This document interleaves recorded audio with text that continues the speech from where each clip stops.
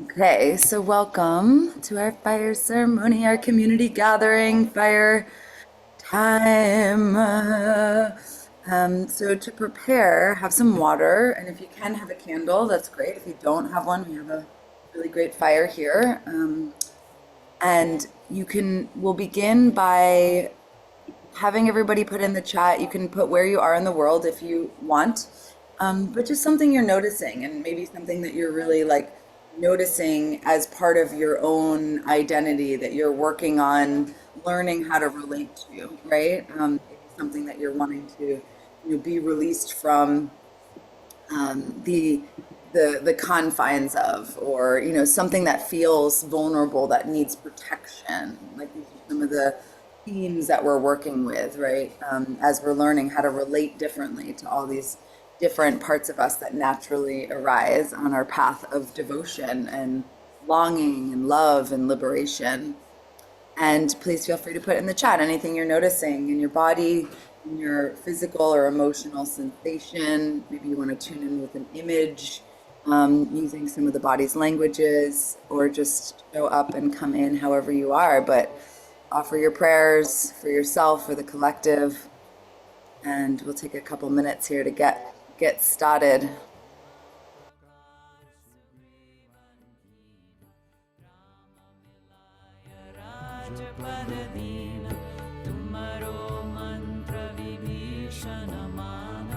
लंकेश्वर भय सब जग जान युग सहस्त्र जो जन पर भानु लील्योताहि मधुर फल जान प्रभु मुद्रिका मेले मुख माहि चल निलंगी गए अचरज नाहि दुर्गम काज जगत के जेते सुगम अनुग्रह तुम्हारे तेते राम दुआरे तुम रखवारे होत न आज्ञा बिन पैसारे सब सुख लहे तुम्हारी शरण तुम रक्षक काहू को डरन आपन तेज समारो आपे तीनों लोक हाकत कांपे भूत पिशाच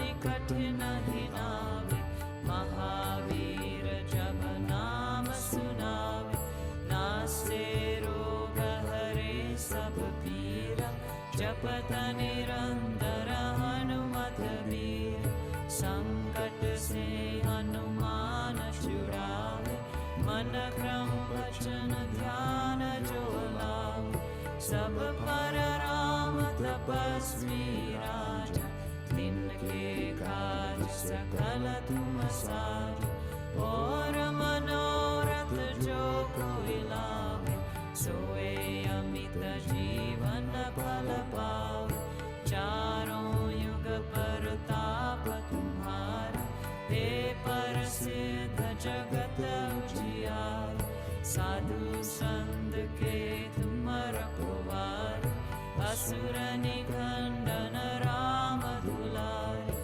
अष्ट सिद्धि नौ निधि के दाता असवर दीन जानकी माता राम रसायन तुम्हारे पासा सदा रहो रघुपति के दास तुम्हारे भजन राम को पावे जन्म जन्म के दुख बिसरावे अंधकाल रघुबर पुर जाए जहाँ जन्म हरि भक्त कहाए और देवता चित्तन डरहि हनुमत से सर्व सुख करहि संकट कटे मिटे सब पीरा जो सुमिरे हनुमत बलवीर जय जय जय हनुमान गोसाई कृपा करहु गुरुदेव की नाई जो सत बार पाठ कर कोई छूटहि बंदी महासुख हो जो यहाँ पढ़े हनुमान चालीसा होया से दिशा की गौरी से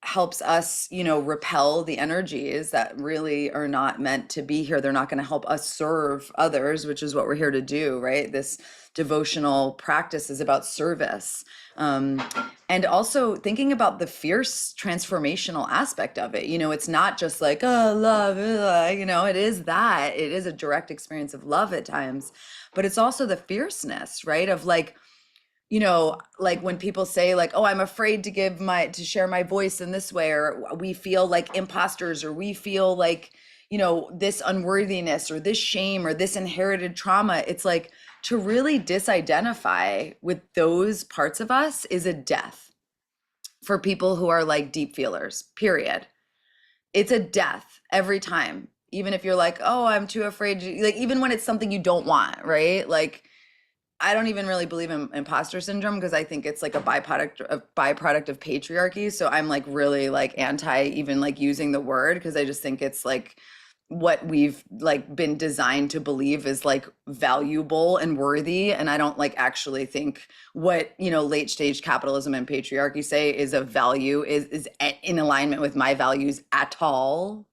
So I don't really like, I try to keep that out. And I get it, right? You feel like, well, who am I to share this thing? Oh, I don't know. Maybe somebody who's had a direct experience of God. Maybe that's who you are. Maybe that's fucking valuable, right? Like, well, who am I to share this thing? It's like, well, I don't know. Maybe somebody who has this like unique, like wild perception that goes beyond the fucking matrix that like so many other people need in this time of like deep grief and deep chaos and genocide and polycrisis and ecocide and like this whole swarm of like life and like incarnation that we're here to take, right?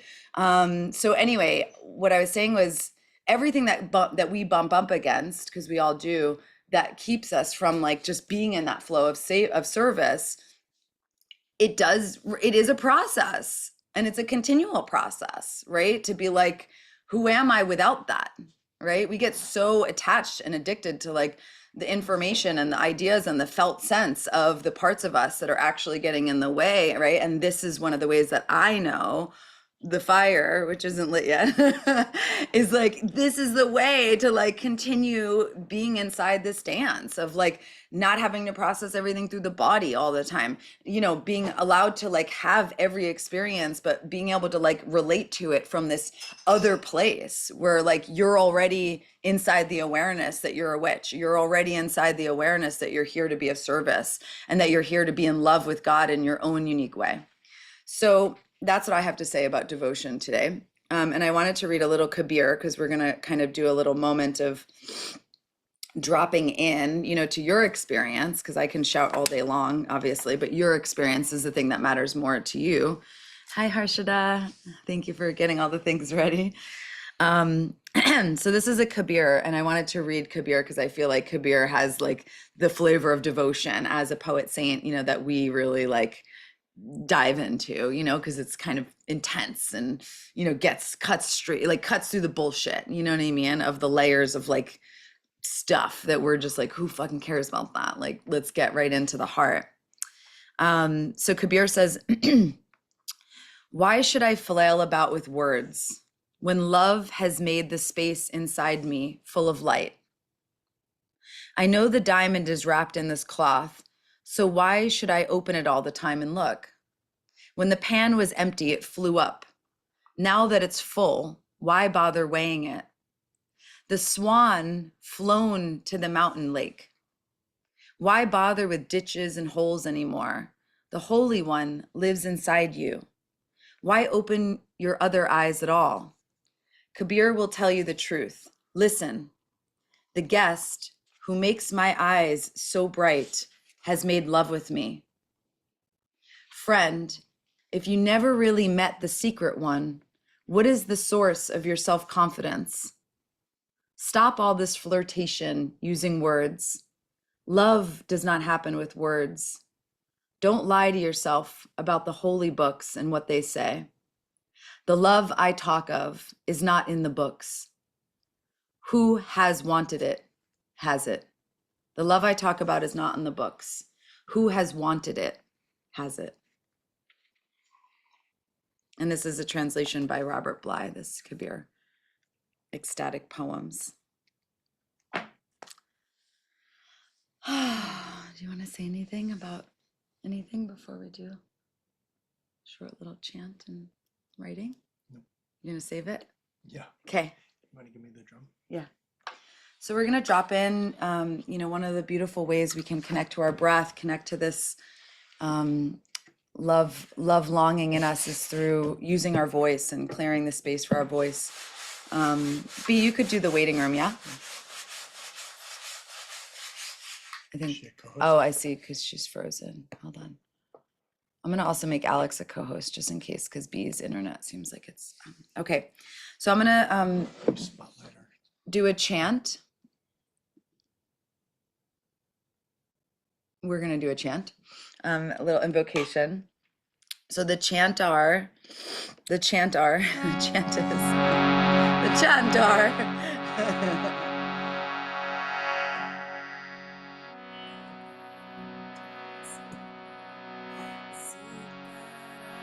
So the words are Sita Ram, Sita Ram, Sita Ram, Jaya Sita Ram. You want to say a little bit about Sita Ram?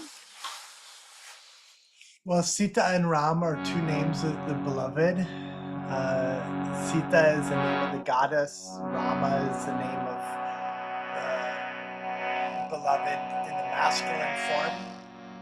And this was the mantra of Hanuman. This is what Hanuman would sing.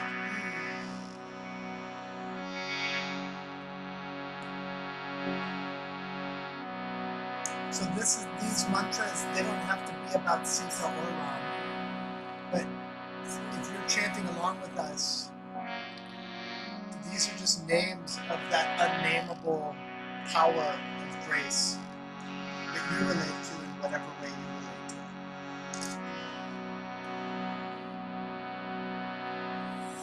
Sitaram, Sitaram, Sitaram, Jaya Sitaram, Sitaram, Sitaram, Sitaram, Jaya Sitaram, Sitaram,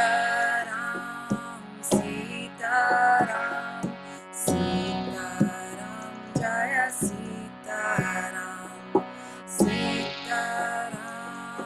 Sitaram, Sitaram, Jaya Sitaram, Sitaram, Sitaram, Sitaram, Jaya Sitaram, Sitaram,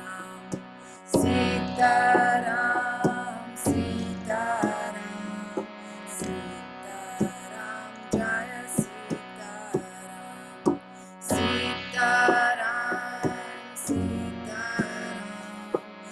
Jaya Sitaram, Sitaram, Sitaram, Sitaram, Jaya Sitaram, Sitaram, Sitaram, Sitaram, Jaya Sitaram, Sitaram, Sitaram, Sitaram, Jaya Sitaram, Sitaram, Sitaram, Sitaram, Jaya Sitaram, Sitaram, Sitaram, Sitaram, Jaya Sitaram, Sitaram, Sitaram, Sitaram, Jaya Sitaram, Sitaram,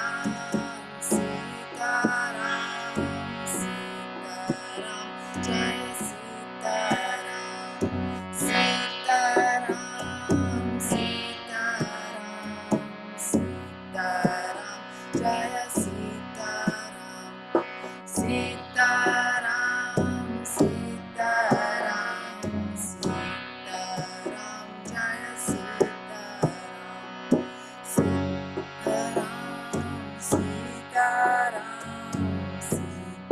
Sitaram, Jaya Sitaram, Sitaram, Sitaram, Sitaram, Jaya Sitaram, Sitaram, Sitaram, Sitaram, Jaya Sitaram, Sitaram, Sitaram, Sitaram, Jaya Sitaram, Sitaram, Sitaram, Sitaram, Jaya Sitaram.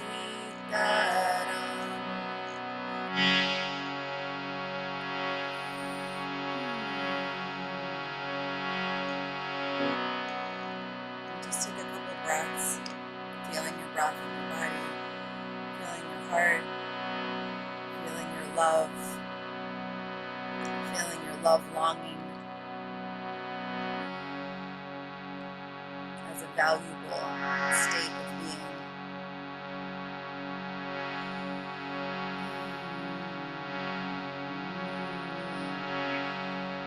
Just take a breath and let out a little sound as you exhale with your mouth open.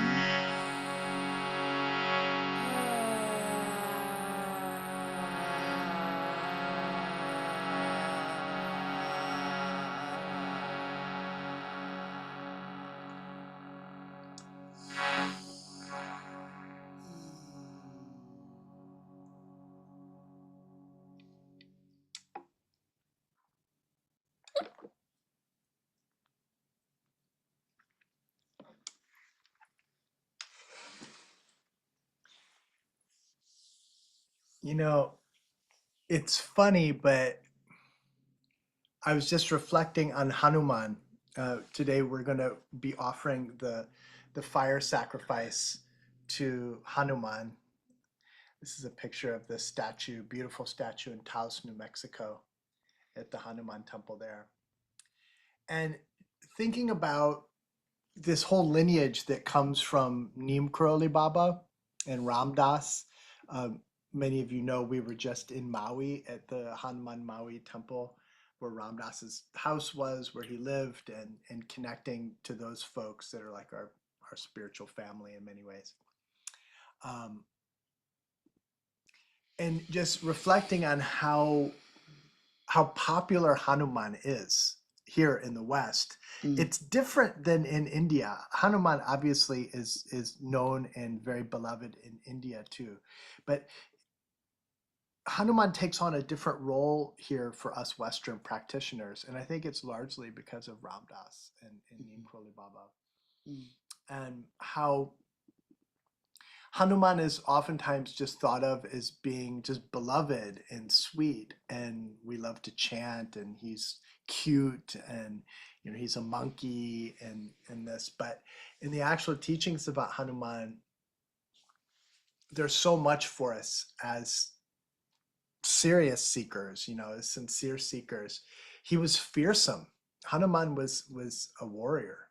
Hanuman was a tremendous warrior. Many of his names refer to that, like Mahavir is like the great warrior, the great hero. And reflecting on this idea of protection that we need on the spiritual path. If you listen to the Emerald podcast, I don't know if any of you are fans of that, but it's a great podcast. And there's a whole episode about this, about how one of the things that's been left off for us in the West is the whole idea of protection and invoking protection to surround us on our spiritual pursuit, because it seems religious, or it seems I don't need protection. It's like I'm just doing what I want anyway. I'm not doing anything that's serious. But that's not us. That's not our community. It's not you. You are doing, like Adriana was saying, like serious ego death in many cases, and working on the path of transformation. And so we don't want to have that protection in our bodies, right? We don't want to be armored. We don't have to be like in a shell. Our soul, those deep soul layers are very, very soft in humans. And so we put the protection outside of us. We invoke protection from beings like Hanuman, from, in some cases, our ancestors and unseen beings of nature, animate beings of nature that can support us, from fire itself. And then once that's invoked, then we don't have to be protective ourselves. Then we can be open, then we can be vulnerable, then we can open to those energies that are so important for us on the path. And also I feel like it invokes this like magnetism, you know, it's like when we look at like our spiritual path and of devotion as, you know, part of this feminine path, right, of relatedness, Shakti is power, it's energy. And to me, this is the difference between like our spiritual practice and our communities and our lives, right, being infused with energy as opposed to like not. Like, you know what I mean? Just like think of something that's devoid of energy, that's devoid of the feminine, that's devoid of Shakti, you know, that's like, that rejects it, that oppresses it, that abuses it, right? Like this is like the protection for like what Harshit is saying, that, you know, for us to work with our own protective responses and not have to feel like those are the only things we have for protection. Like I think even our trauma responses are so strong because most of us don't live and we don't have culture that is showing us like, wait, you don't have to protect yourself, right? Like there is unseen forces protecting us all the time, right? This is what it means to be a human, you know, and to be also connected to what goes beyond the material reality. So I also feel like that essence of Shakti is also really like what then calls forth that protection and can be in its bigness when we have an awareness that that's there and we can take the risk to love, you know, to be in our energy, to not have to feel like it's so precious in the sense of it's like, you know, fragile, you know, it is precious, but that fragility can dissolve, I think, in my Totally. experience with having other forces to protect us and me and, you know, our community. Totally. There's this very masculine, on the counter side of that, there's this very masculine kind of approach to spirituality where it's like the goal is some kind of like just having everything together. Like I'm not disturbed by anything. I'm, you know, like I've just got all of my shit together and I'm peaceful and I'm just even Steven all the time. And this other version, it's like we get the protection so that we can be unhinged and we can be, that seems to be the word of the week for us, where we can be free and reclaim our wildness and do that rewilding work. But if we don't have the protection, then it's just like another thing to get high on. Mm-hmm. Or it's something that will make people totally go crazy also. We've seen that. I've experienced that actually. Yeah. And so it's like, how do we don't throw that out. We don't throw out that Shiva energy, if we want to call it that, but that sort of like groundedness, centeredness, anchoredness, safety energy. We don't throw that away. We need that. But we just don't want to have it in us because when we put it in us, it comes out in the form of like a porcupine, and which is the opposite of receptive. It's the opposite of attractive. It's like pushing everything away. Or more likely what happens is people just like half-ass it, or they just have like a very surface level spirituality where it doesn't really matter anyway. Because they're not doing anything serious. They're not doing anything deep anyway. So none of this even matters. You know, but if you're doing serious work, then this is for you. And I know that many of you are doing very, very serious work. Not serious, sincere work. Deep. Yeah. Deep. And this is, you know, we're a community of deep seekers, of, you know, people that are unlearning, right, our conditioning and these ways that we self-protect, you know, that our ancestors, that our blood ancestors, like they couldn't be free of, right? And all of us are people that are like releasing these protective mechanisms within us that have been there for who knows how many generations. You know, it's like big shifts. And Matt, who's a really beautiful Hanuman devotee and death doula, said Hanuman is in some ways an icon of anti-patriarchy. He was outside of Rama temples that the lower caste folks who weren't allowed into the temples would then have relationships with Hanuman. Yes, totally. And he wasn't even human. This is the thing I was going to say before I forgot, but Madhu just reminded me. He wasn't even human. Not only was he not like a Brahmin, this is like the Hindu thing, but like he wasn't a Brahmin. He wasn't like in that caste system. He was a monkey. He was not even human. The whole army that fought for Rama to take back Sita, which is a whole allegory about us taking back our divine feminine, That was a whole army of animals. Yeah, non-human kin, like having relationship to that, those forces, those energies. It's yeah. And I think that I don't know, I'm not going to speak for Maharaji in this moment, but like maybe that's part of it, you know, because like all of these Westerners, we're not going to fit into that Hindu orthodoxy.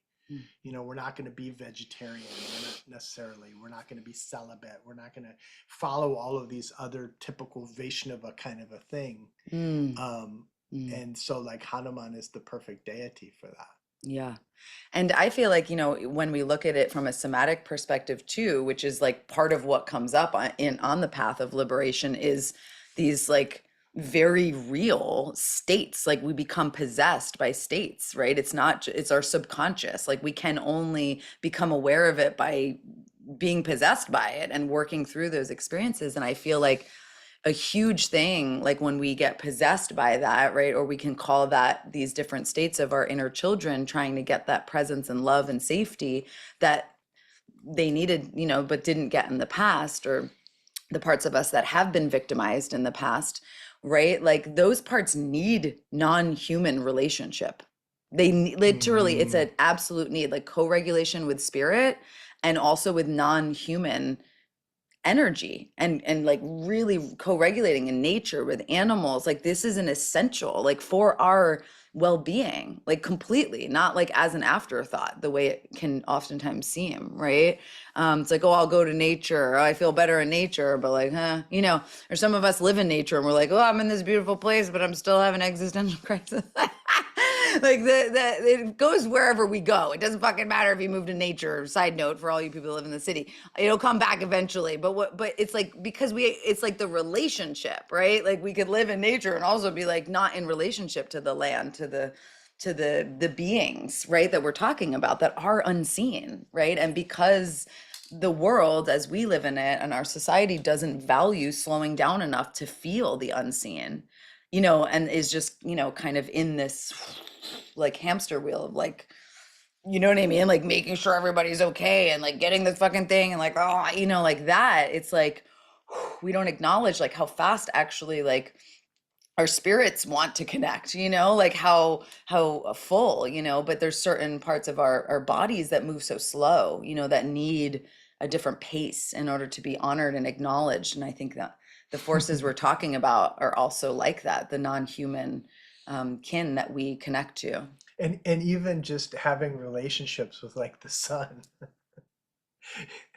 you know, like how just even that, or like the stars. We live in a beautiful place here where there's a pretty open sky, and you know how often I'll go out and I'll be like, wow, yeah, I forgot that the stars were even here. But you know, like that, it's like there's so much contagious shitty energy that just draws us into this whole digital mental disembodied world, and within that we're completely unprotected. Within that, then we're just consumers. We're just like this open funnel for marketing and for propaganda and for control. And you know, nowadays they have that tuned so well that they have the medication for you, they have the diet for you, they have the mental diet for you, they have the entertainment, endless entertainment available, exactly what you want on demand. To just, we're almost just brains floating in tanks. I feel like we're just a couple of degrees away from that. And so I know. So like I was talking with someone, this really smart person who's like a filmmaker and a musician and an actor, and he was saying that he feels like we're like the last generation of humans. That like the same way that the Neanderthals gave way to the Homo sapien, that we're like the Neanderthals, and there's this whole new like evolutionary breed of humans that are like almost like that, like the brain living in a tank, which is a very extreme vision, but I kind of get it, and I really love supporting fellow humans and fellow animals to be animal kin and to have connection to elemental spirits and the divine and do the transformation work that we need to do to stay awake and help wake other people up during this time. Yeah, love it. So we're going to do a fire ceremony. Most of you have done this with us before. It's a really, part of why, we do it also for our community every month is that, so many of these teachings and this energy, that has been passed down for, generations and generations, for thousands of years. It's like it's always been accessible. It's always been like, here, you need nourishment for the soul, come, here's some food, here's a fire, here's some tea, here's some, like this is soul nourishment, and it's always been accessible. And so that's part of why we're here.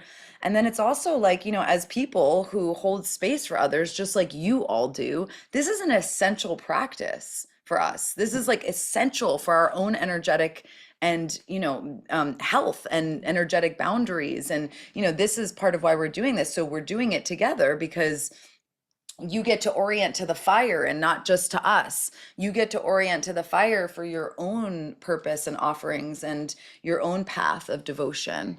And so, as we're kind of preparing, and we'll share a mantra with you that you're welcome to do with us as we do it. We're going to do 108 rounds, calling in, this protection and also this regenerative energy, right? This Shakti, the path of devotion that like brings us to tears, like brings us to our knees sometimes, right? Like that moment when you like, there is nothing else to do except, dissolve and pray. And just like, those moments are so powerful, actually, however disempowering they feel in the moment, just because we're conditioned, we're not conditioned to grieve together and moan when someone's having an emotion. We're conditioned to be like, are you okay? Or like, pull away from somebody having a feeling or emotion, when in fact it's like part of our job, I believe, to make space for that felt sense of energy that's moving through, that's actually clearing, that's clearing the body, that's clearing the community. And the fire for us is similar. It's a clearing energy, it's a nourishing energy, it's an illumination, of the parts that need within us, that really need that touch of intimacy, so Are we ready to light? I think we should light it. And I just want to say one more thing as we're lighting it. But take this time to just like move in your body, breathe, or write down, like journal what's coming to your intuition. Like what protective responses come up in you that feel like they're getting in the way, that like you want to offer to the sacred fire, right? Or what gratitude, whatever your truth is in this moment, without making it wrong, just getting curious about it, like we can offer that to the fire. So feel free to take this time to also tune in with writing or breath or movement as we enter into this ceremony together. Om Anjaneyaya Vidmahe Vayuputraya Dhimahi Tanno Hanumata Prachodayat.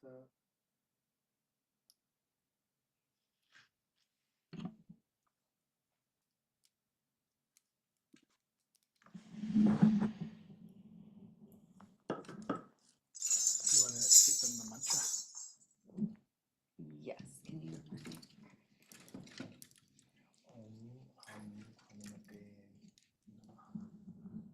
Okay, so the mantra, you can just repeat it after me. It's Om Om Hum Hum Hanumate Hanumate Namaha. Namaha. Om Hum Hanumate Om Hum Hanumate Namaha. Namaha. So bowing in reverence to this powerful force of devotion and service and protection, and calling that in for not just us, but for all of the global community, for the most vulnerable, for the most tender, and opening up this space of ceremony for any entities and energies to be released and freed from our fields that are not here to serve love. We'll do 108. Can you hand me that mala? And we can, we're going to offer some rice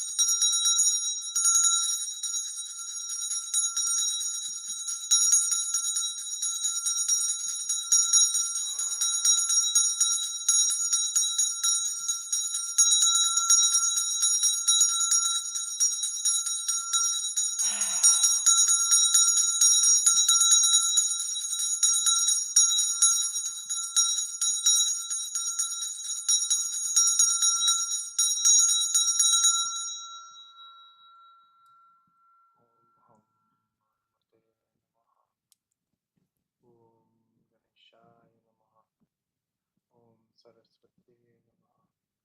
Om Shri Gurubhyo Namaha.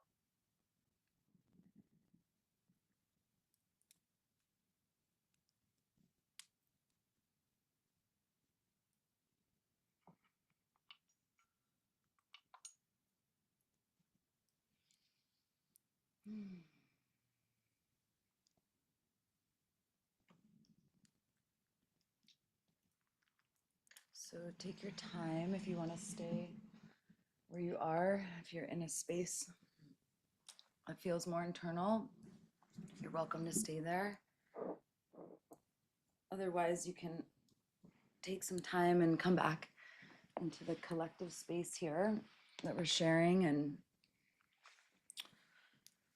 I was feeling so connected to just, the path of devotion, and in that moment connecting to the fire and to the choice of like I had this vision of placing a candle on my ancestors' table, because I have a lot of hungry Italian ancestors, that I'm, working with all the time, obviously. And, like having that choice, to like put the candle there and to like let that fire be there, that sacredness inside of that connection. And, having this image, and I'm, leading a rose weekend here in Ojai. I'm hosting one of my Italian shaman teachers, Alessandra Belloni.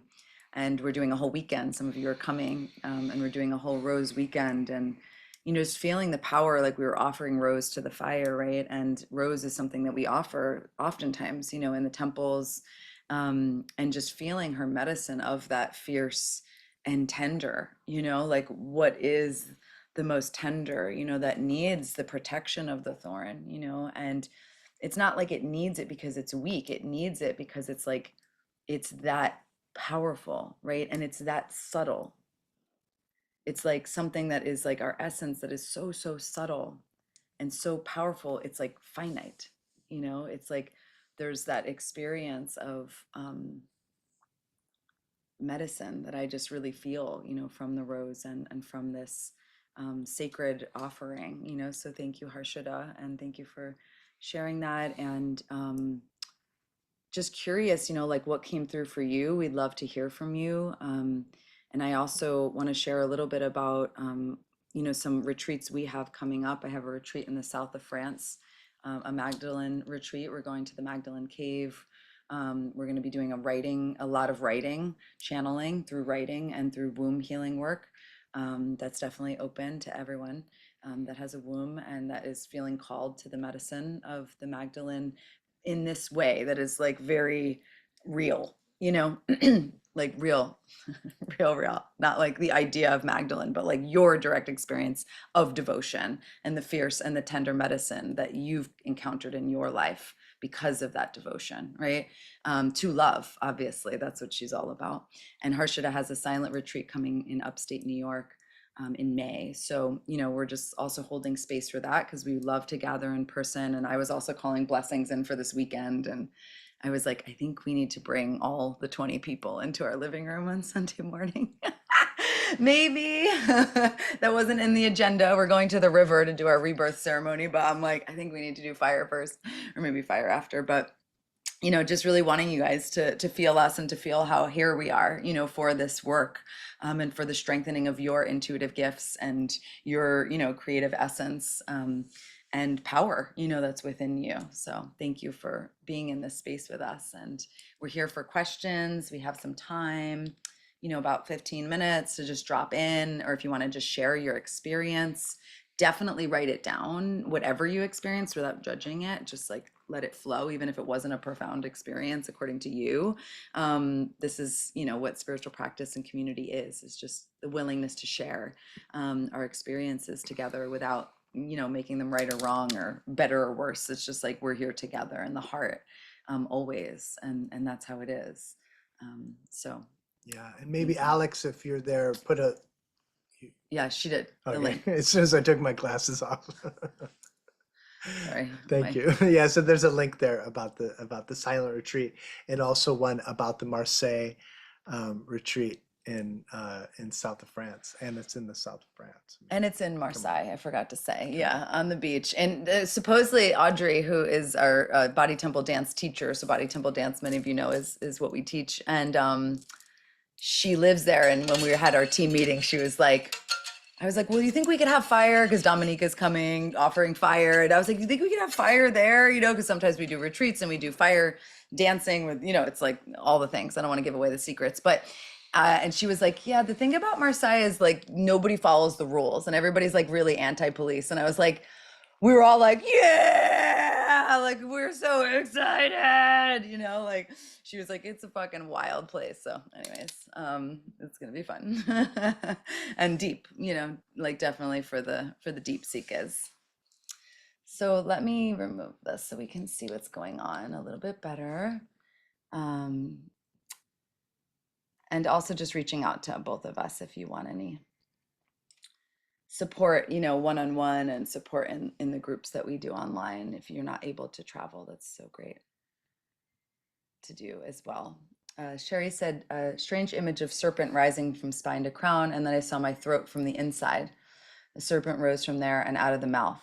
I have no idea what that means, but my image channel is talking to me again. Yeah, beautiful. Very And classic Kundalini Shakti sort of vision. yeah, beautiful. Thank you, Sherry. And the meaning will reveal itself to you, you know, as you connect to that image or as you meditate on that experience. You know, that's kind of how it works with Kundalini, you know, Shakti meditation and this type of work. Yeah, that happens for sure. You're definitely not alone in that vision. Beautiful. So does anybody want to, you can just unmute. Let me put I can't see the participants for some reason. I mean, I could see you guys, but I can't see the list where it shows you if someone's hand is Let me do this. You talk and I'll do this. A lot of anger coming up. I've been dealing with an abusive person that attempts to control my living situation. It feels like I have to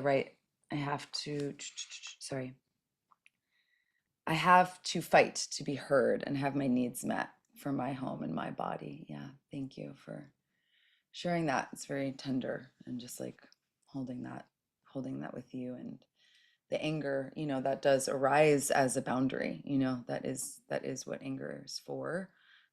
So yeah, just sending lots of grace and like energy, you know, to that situation. Thank you for sharing. Hi. Hi.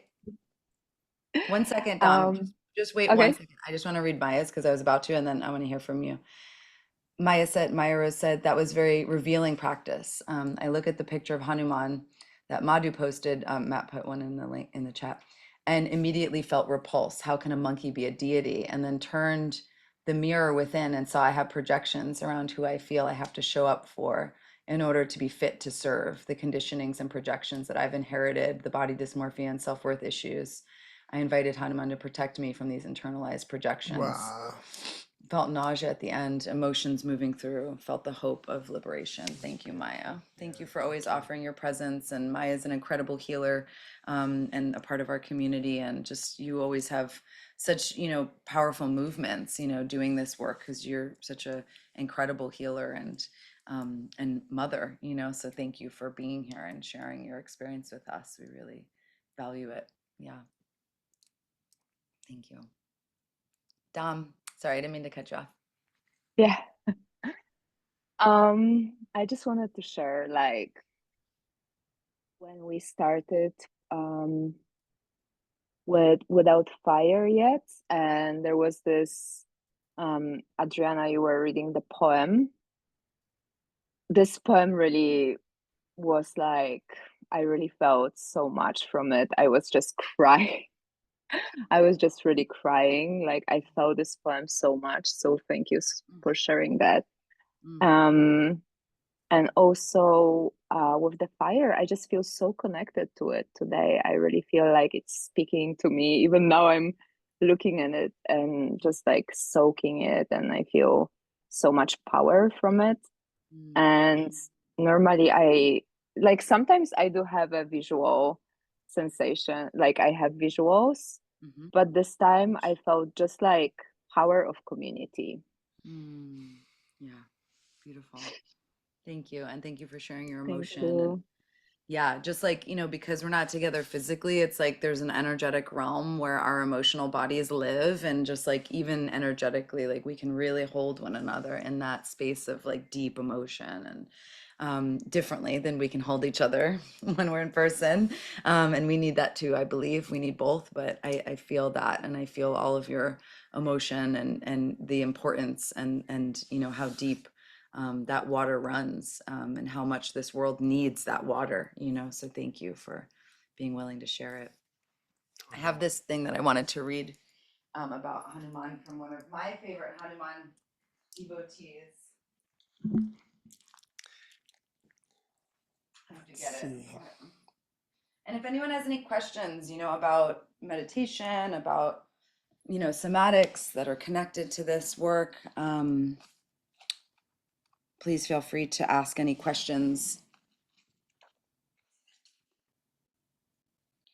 I read this yesterday in a throat and womb class that we did, and I really wanted to read it again in this class because Mirabai Star is such a good friend and grief worker and just true like embodiment of devotion, like somebody who's experienced loss and has really against her, like things that she would have never asked for that, have happened in terms of loss in her life and the ways that she's gone on living in the service that has, touched her in those moments of loss. And for someone like, we're good friends with her, but for me also, she's like such an incredible mentor and person that I always feel in my field. And Ram Dass gave her name, Mirabai.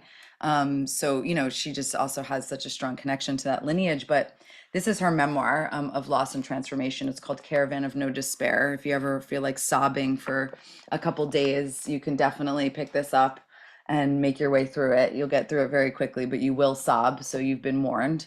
But she's talking in this passage about her brother, Philip, who died when she was around 14 and her experience of that death and the connection between that death and Krishna, this God of love. So it says, I began to assemble my spirit squad. I set up a puja table in my tent, an aspen round that I covered with mirrored cloth from India, on which I placed a small painted statue of Hanuman, the monkey god, incarnation of devotion, a wooden Buddha in the seated meditation, and a brass Tara, bodhisattva of compassion. Against this, I leaned pictures of my team, Mayor Baba with his finger to his lips, admonishing silence, Maharaji in his plaid blanket slipping into samadhi, and Murshid Samuel Lewis leading Sufi dancing. But the most predominant deity on my altar was Krishna, Lord of Love, who had captured my heart, yes, and absconded with it, leaving me ruptured and hemorrhaging. Krishna and Philip, who is her brother that died, took turns torturing me, and the truth was, I could no longer tell them apart. The most predominant deity on my altar was Krishna, Lord of Love, who had captured my heart, yes, and absconded with it, leaving me ruptured and hemorrhaging. Krishna and Philip took turns torturing me, and the truth was, I could no longer really tell them apart.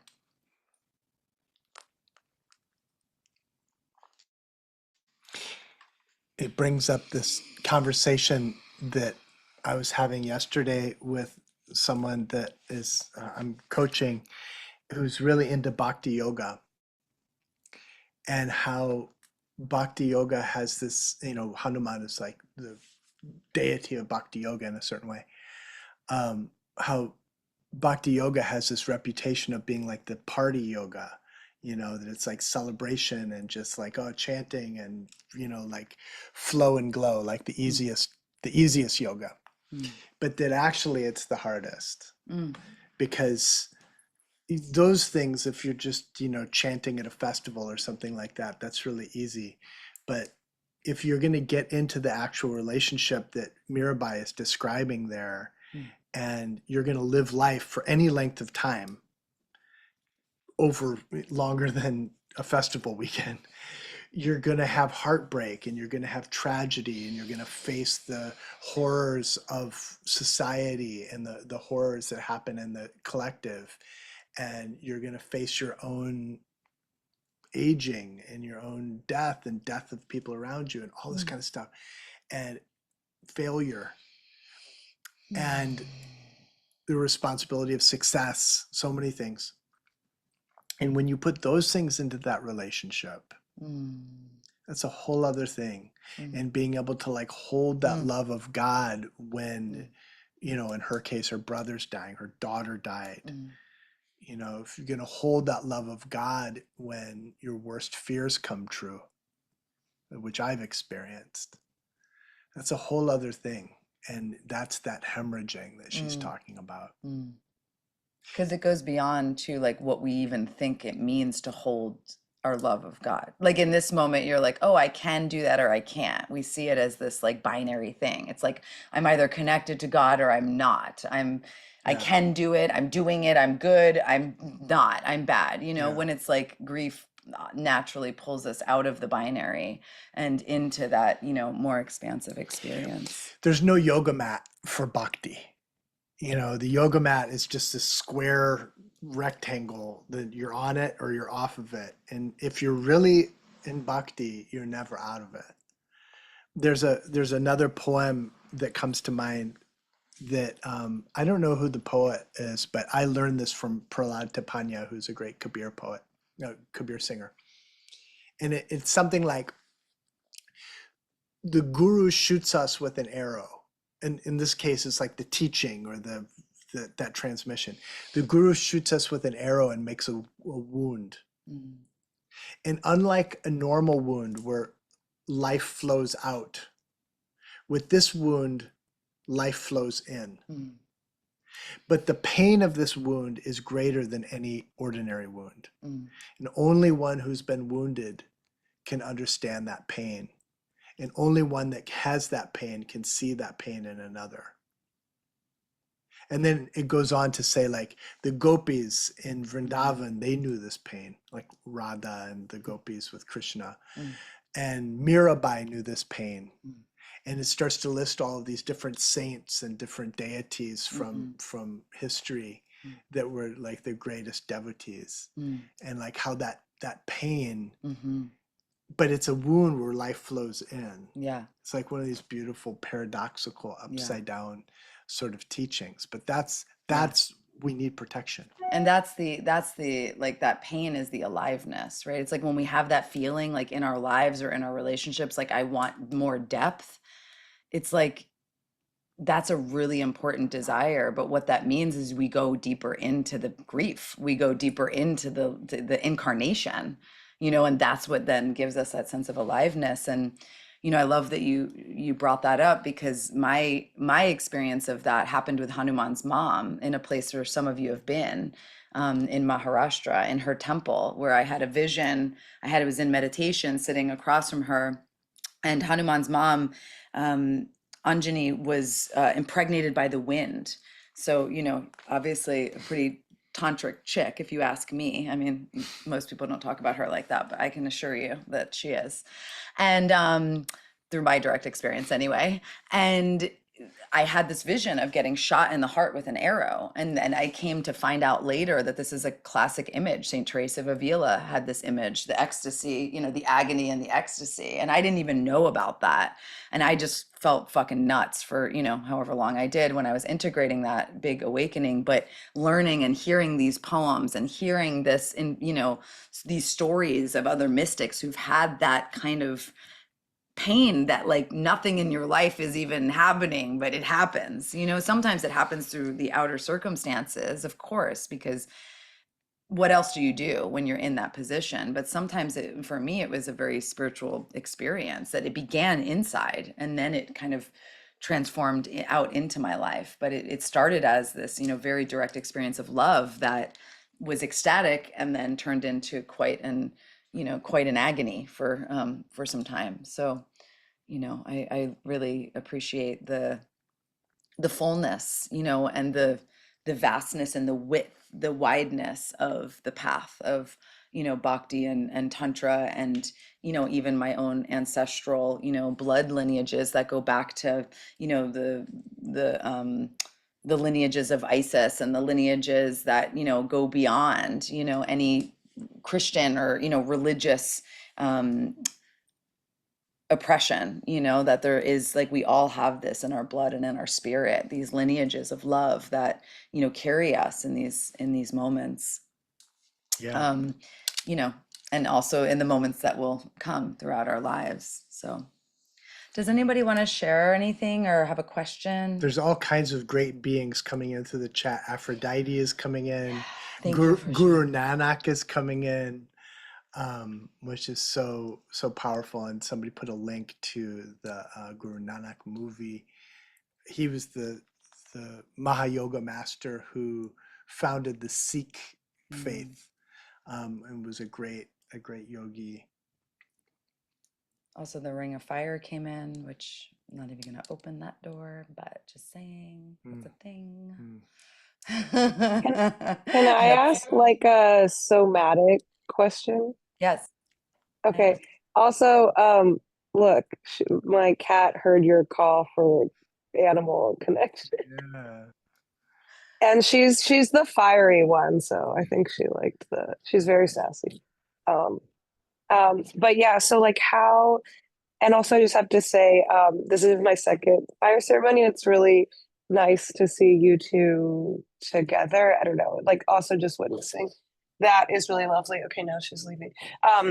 But my question was, and I don't know if this is like too off topic or like too hard to answer in, a brief thing, but like right now I'm experiencing like intense low back pain, and I have like chronic back pain, but it feels like my instinct is that like it's something that wants to come up. I don't know, it has to be connected to something, trying to get out of like the more Western way of like something is wrong, I need to take Advil, something is wrong.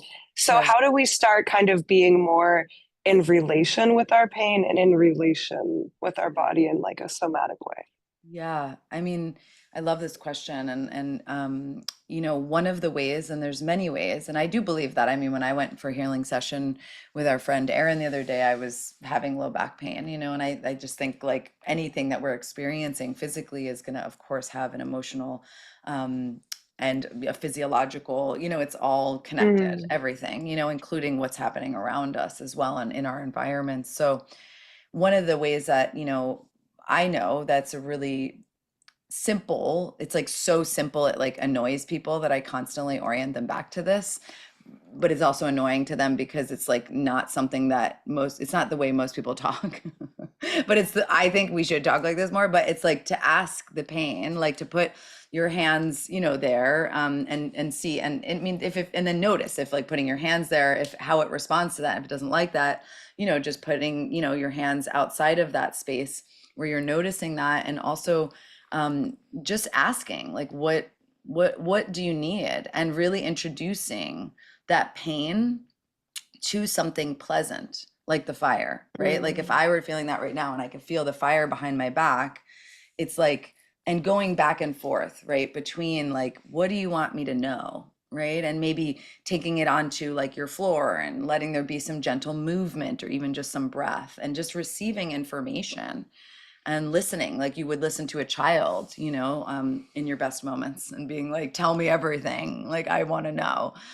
Tell me more. Is there anything else? Like, we can get so much information from the unseen because our body is our subconscious. So just the way that your dreams, you can interpret your dreams, you can interpret your body in the same way. So even in your dreams, you have an image, this thing happens, or what Sherry shared, is like this snake, and this image, it's like, what do you want to tell me? And then like, maybe it wants to come through a sound or a movement, right? It might not be words, but you can also do it in that sense too, where you sit down and you channel and you let your like lower back speak through your, I mean, I've worked with people who had like constant burning in their arms that they thought was from, the vaccine, et cetera, et cetera. Anyways, this was a couple years ago. And like, just like, I mean, like really intense burning that like would not go away, that like really started making them feel dizzy, and like this whole intensity of energy through this channel here. And I was like, and we started working together, and they started fucking writing, like feverishly and like it was like this whole thing opened and it completely resolved. And it's like the body, it wants to share, right? Like it wants to fucking Mm. speak, not just in words. Like sometimes, like I said, it's sound. You could put on a song and just breathe and see what it needs. Does it need touch? Does it need space? You know, does it need ground? Does it need water? Like this is how we heighten our strengthen our abilities as alchemists and as healers. You know, it's like you're your own best case study, if you ask me, you know. And then when other people come to you with things and you have a lived experience and resource of like the witchiness that you get to offer. So hopefully that offers something, you know, that you could explore later. Oh my God, One, it's so great. And I love that it's a simple answer, like just asking. We Mm. forget that our body has those answers. one of the things that comes up also, is it Anna or Anna?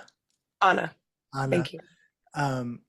Yeah, is it if and again, this isn't totally the container for this, but if you just kind of tune into your whole field, like top of the head to soles of your feet, you know, the lower back is kind of like it's like the fulcrum between the upper and the lower, right? And I'm getting this image of like this upper half, almost like an inverted pyramid, and then this lower half like a pyramid.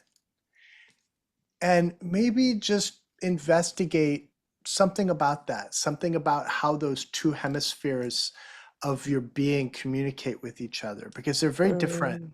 energetically. You know, what's going on, you know, below 14th Street and above 14th Street, so to speak, is like really different. And there might be something with that frees some of that up, and that might start talking to you also. Thank you both so much. Of course, it's great to have you here. And then the shape-shifting priestess has their hand raised. Hi. I forgot this is my business one, so my real name is Alex. um so I noticed I've done a couple of these, and when you guys do chants, you always like do it in like 108. Is there a significance to that? Yeah, so this is one of these things that there's so many answers to, and I've like asked over the years because like I abhor superstition. Um, and yeah, so the best answer that I ever heard was that 108 is something that connotes totality. That like there's 108 realms, or there's 108 different levels of awareness. There's 108 different energies of different sorts. And so the 108 number, yeah, it connotes like everything. And it's also one of these things that like there's a part of the path that we're not going to understand. And that it's not like you don't need to understand it, just do it. But it's a little bit like that for me. I'm just saying that it's like one of these things that there isn't a solid answer for, but it's part of the tradition that I follow and that works. And so, you know, like we use it. And also, I don't think that it doesn't work if it's 107 or 109. Mm-hmm. Yeah. Thank you for asking that. Yeah. I love that. Thank you. I wanted to say this for everyone and also for what Anna was sharing too. It's like when you shared, I loved that thing about this, like when it's almost like this hourglass kind of thing, but how, you know, our bodies, right, are a bridge between worlds. right? They're a bridge between the underworlds, not as a place of punishment, but as a real thing that exists below our body, the earth included, but everything inside the earth, everything that is the dark matter, the dark mother, the nourishment, the fertility, the unknown, right? Like the depths, right, of mother, and then everything that is above, right, in the heavens and in the many realms, not in this like heaven and hell way, but every, you know, indigenous culture has the realms, right? It has worlds. It's that go beyond just the material. So I also just like thinking about, not thinking about, but also connecting us, right, from here, you know, up and around, and from here, like if we think about the lower back or the waist, the navel, you know, down into the underworlds, and like our bodies as this bridge between them, you know, and how important it is for us to really also honor that, you know, honor that our bodies are that, and carry information, not just from our own past experiences, although the body, we really do tend to see our sensations as inner children. So as things we've experienced in the past that want to be processed in the present now, I also know it goes beyond that, right? Into past lives, you know, especially once we get into the womb and all that. And it's just like, absolutely, you know, definitely goes beyond this lifetime, and beyond this world for sure. So And love that. thinking about Hanuman, and that turning point in the navel is also kind of like the turning point between our animal being and our angelic being. You know, humans are kind of both. You know, we are animals, but we have this whole intellectual, this whole kind of spiritual, consciously spiritual identity as well.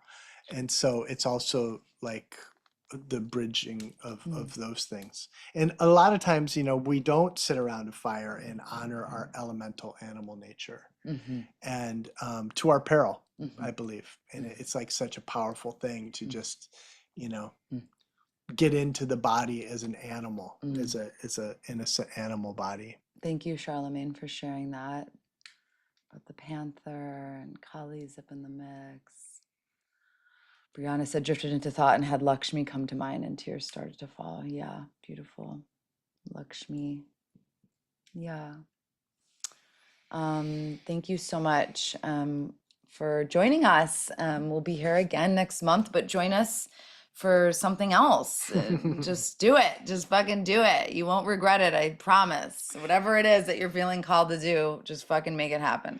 If you need help doing that, you can always reach out to us, and reach out with any questions via email. We're here, you know, and we'll be here again next month, doing this offering, Goddess willing. And yeah. If there are any parents in the mix, which I know there are at least some that I'm looking at, on Sunday on Insight Timer, I'm doing a free Insight Timer live class that is especially like yogis with families. Like, how do we do that? Amazing. So you can get that information. Yeah, just and through Harshita my has channels. so many great meditations on Insight Timer too. So if you're not on there, get on there and do your practice. Come to practice. Come to New York in May for our silent retreat. It's not a serious silent retreat. It's an ecstatic silent retreat. We'll be doing body temple and freaking out in the woods together in silence, and also doing really deep, delicious silent meditations. And then if you can get to the south of France for this Magdalene retreat that Adriana is doing, I mean, it's like the coolest thing ever. So, and if you're in the New York area, I think I'm going to be doing something there on the 26th. Also, just put that in your mind. If you want to unmute to say bye for now, ciao for now. We'll see you soon. Thank you, B. Thank you, Alex, for your support and service. Thank you, Madhu. Thank you. Matt. Thanks for being here. Love you guys. Thank you. Bye. Bye. Bye. Thank you so much. Bye. Yay. Bye. Thank you. Thank Bye. you. Thank See you you. soon. Thank you.